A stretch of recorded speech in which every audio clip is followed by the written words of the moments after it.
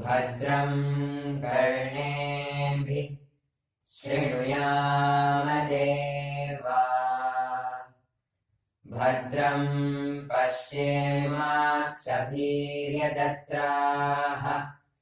स्थिरैरङ्गैस्तुष्टुवागुंसस्तनूभिः व्यसेमदेवहितं यदायुः स्वस्ति न इन्द्रो वृद्धस्रवाः स्वस्ति न पूषा विश्ववेदाः स्वस्ति नस्तार्क्ष्यो अरिष्टनेमिः स्वस्ति नो बृहस्पतिर्दधातु शान्ति शान्ति शान्तिः। नमस्ते गणपतये त्वमेव प्रत्यक्षं तत्त्वमसि त्वमेव केवलं कर्तासि त्वमेव केवलं धर्तासि त्वमेव केवलं धर्तासि त्वमेव सर्वं कल्पितं ब्रह्मासि त्वं साक्षादात्मासि नित्यं ऋतं वच्मि सत्यं वच्मि अवत्वं माम् अववक्तारम् अवश्रोतारम् अवदातारम् अवधातारम् अवानुचानवशिष्यम् अवपश्चात् अवपुरस्तात् अवोत्तरात् अवदक्षिणात् अवचोर्ध्वात् अवाधरात् सर्वतो मां पाहि पाहि समन्तात् त्वं वाङ्मयस्त्वं चिन्मयस्त्वं आनन्दमयस्त्वं ब्रह्ममयस्त्वं सच्चिदानन्दाद्वितीयोऽसि त्वं प्रत्यक्षं ब्रह्मासि त्वं ज्ञानमयो विज्ञानमयोऽसि सर्वं जगदिदं त्वत्तो जायते सर्वं जगदिदं त्वत्तस्तिष्ठति सर्वं जगदिदं त्वयि लयमिष्यति सर्वं जगदिदं त्वयि प्रत्येति त्वं भूमिरापो नलो निलो नभः त्वं चत्वारि वाक्पदानि त्वं गुणत्रयातीतः त्वं देहत्रयातीतः त्वं कालत्रयातीतः त्वं मूलाधारस्थितोऽसि नित्यं त्वं शक्तित्रयात्मकः त्वां योगिनो ध्यायन्ति नित्यं त्वं ब्रह्मा त्वं विष्णु त्वं रुद्र त्वम् इन्द्र त्वम् अग्नि त्वं वायु त्वं सूर्य त्वं चन्द्रमास्त्वं ब्रह्मभूर्भुवस्वरो गणादिं पूर्वमुच्चार्य वर्णादिं तदनन्तरम् अनुस्वारः परतरः अर्धेन्दुलसितं तारेण रिद्धम् एतत्तवामनुस्वरूपम् गकारः पूर्वरूपम् अकारो मध्यमरूपम् अनुस्वारश्चान्त्यरूपम् बिन्दुरुत्तररूपम् नादः सन्धानम् सहिता सन्धि शैषा गणेशविद्या गणकऋषि नित्रिद्गायत्री छन्दः गणपतिर्देवता ॐ गं गणपतये नमः। एकदन्ताय विद्महे वक्रतुण्डाय धीमहि तन्नो दन्ति प्रचोदयात् एकदन्तम् चतुर्हस्तम् पारमङ्कुशधारिणम् रथम् च वरदौ हस्ते बिभ्राणम् मूषकध्वजम् रक्तम् लम्बोदरम् शूर्पकर्णकम् रक्तपाशशम् रक्तगन्धानुलिप्ताङ्गम् रक्तपुष्पैः सुपूजितम् भक्तानुकम्पिनम् देवम् जगत्कारणमच्युतम् आविर्भूतम् च सृष्ट्यादौ प्रकृते पुरुषात् परम् एवम् ध्यायति यो नित्यम् स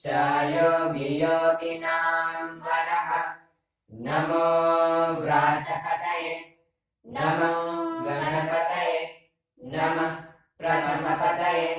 नमस्तेऽस्तु लम्बोदराय एकदन्ताय विघ्ननाशिने शिवसुताय श्रीवरदमूर्तये नमो नमः ॐ गं गणपतये नमः ॐ गं गणपतये नमः ॐ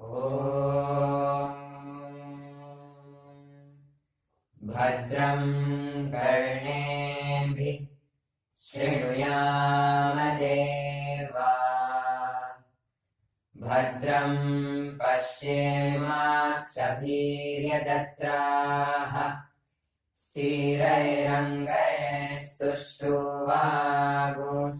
स्थिरैरङ्गैस्तुष्टुवागुंसस्तनूभिः व्यासेमादेवाहितं यदायुः ॐ स्वस्ति न इन्द्रो वृद्धस्रवाः स्वस्ति न पूषा विश्ववेदाः स्वस्ति नस्तार्क्ष्यो अरिष्टनेमिः स्वस्ति नो बृहस्पतिर्दधातु ॐ शान्ति शान्ति शान्तिः ॐ नमस्ते गणपतये त्वमेव प्रत्यक्षं तत्त्वमसि त्वमेव केवलं कर्तासि त्वमेव केवलं धर्तासि त्वमेव केवलं धर्तासि त्वमेव सर्वं कल्वितं ब्रह्मासि त्वं साक्षादात्मासि नित्यं ऋतं वच्मि सत्यं वच्मि अवत्वं माम्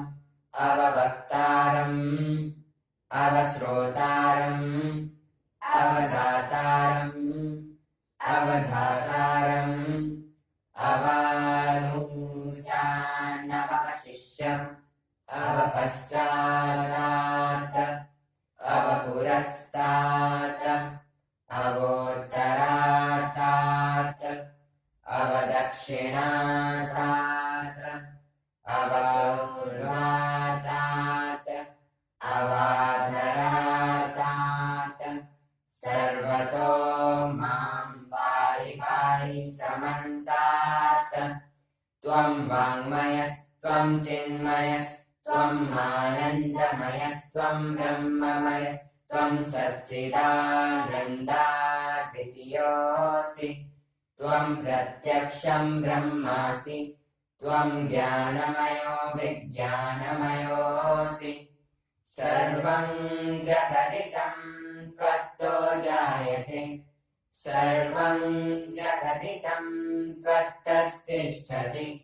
सर्वं जगदिदं त्वयि लयमिष्यति सर्वं जगदिदं त्वयि प्रत्येति त्वं भूमिरापो नलो निलो नभः त्वं चत्वारि वाक्पदानि त्वं गुणत्रयातीतः त्वं देहत्रयातीतः त्वं कालत्रयातीतः त्वं मूलाधारस्थितोऽसि नित्यम् त्वं शक्तित्रयात्मकः त्वां योगिनो ध्यायन्ति नित्यम् त्वं ब्रह्मा त्वं विष्णु त्वं रुद्र त्वम् इन्द्र त्वम् अग्नि त्वं वायु त्वं सूर्य त्वं चन्द्रमास्त्वं ब्रह्मभूर्भुवस्वरो गणादिं पूर्वमुच्चार्य वर्णादिं तदनन्तरम् अनुस्वारः परतरः अर्धेन्दुलसितम् तारेण ऋद्धम् एतत्तवामनुस्वरूपम् गकारः पूर्वरूपम् अकारो मध्यमरूपम् अनुस्वारश्चान्त्यरूपम् बिन्दुरुत्तररूपम् नादः सन्धानम् सहिता सन्धि शैषा गणेशविद्या गणकऋषि नित्रिद्गायत्री छन्दः गणपतिर्देवता